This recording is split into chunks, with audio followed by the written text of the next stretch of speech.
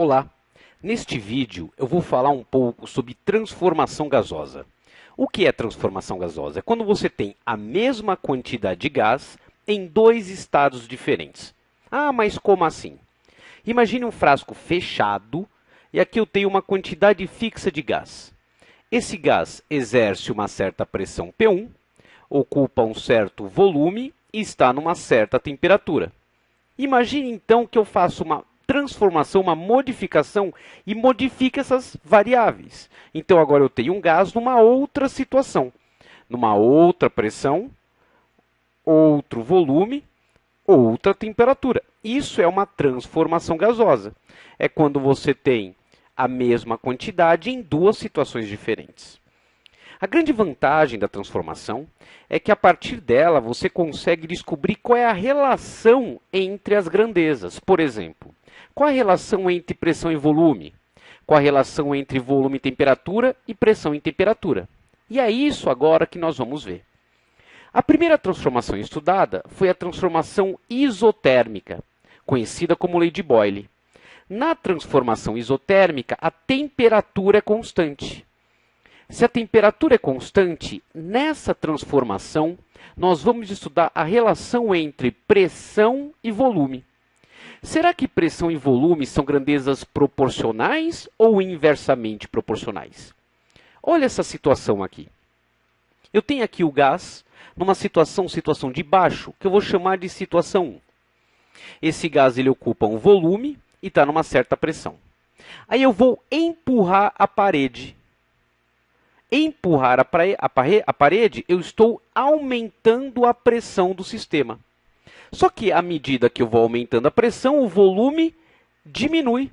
Ou seja, se a temperatura for constante, se eu aumentar a pressão, o volume diminui na mesma proporção. Pressão e volume são grandezas inversamente proporcionais. Se você dobra a pressão, o volume cai pela metade. E o oposto também vale. Se você diminui a pressão, o volume aumenta.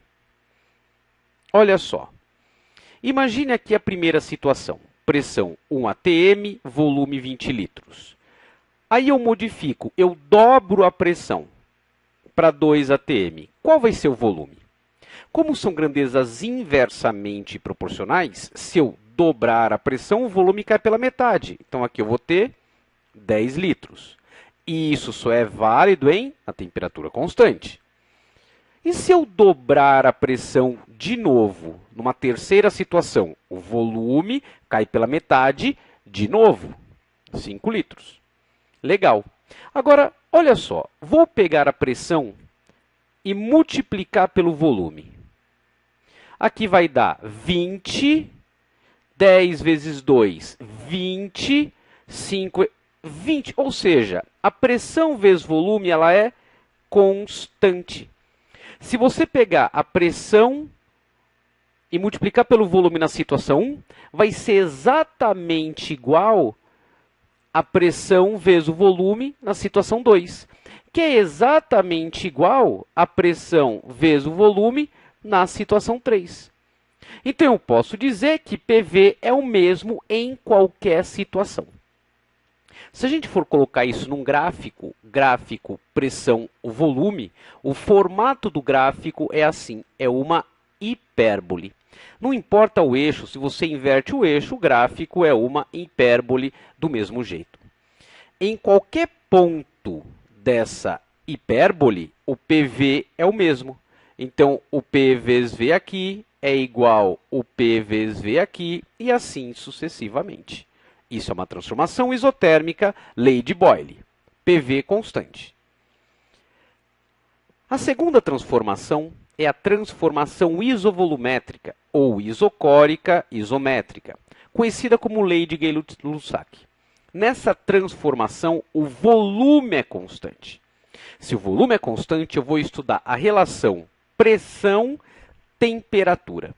Será que pressão e temperatura são grandezas diretamente ou inversamente proporcionais? Imagine essa situação. Aqui eu tenho um frasco com paredes rígidas, ou seja, volume constante, E fechado, a quantidade é a mesma. Ele está meio esverdeado porque aqui dentro tem um gás cloro. Tudo bem? Aí, esse gás ele tem uma certa pressão e está numa certa temperatura.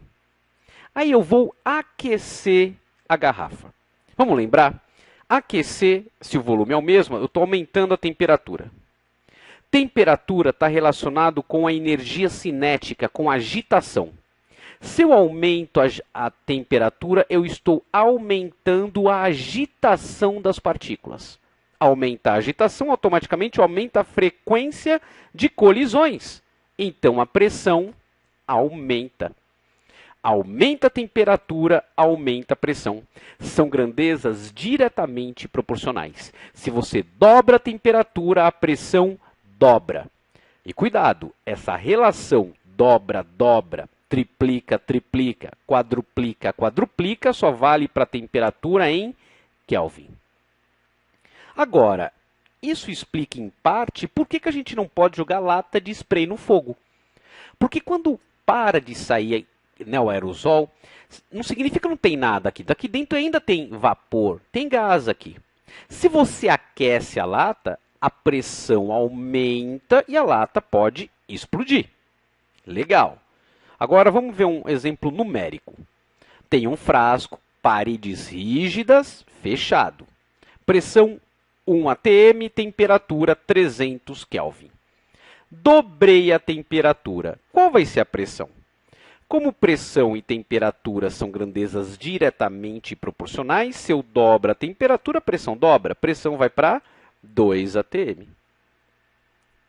Vou pegar a pressão agora nas duas situações e dividir pela temperatura em Kelvin. O que vai acontecer?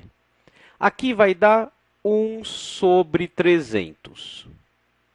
Aqui vai dar 2 sobre 600. 2 sobre 600 é a mesma coisa que 1 sobre 300. Ou seja, se você pegar a pressão e dividir pela temperatura, isso vai ser constante. Então, numa transformação isovolumétrica, P sobre T é constante.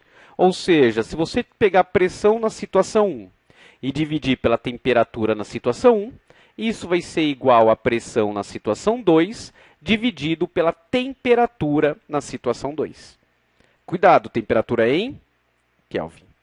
E o gráfico? Como é que é o gráfico de pressão e temperatura?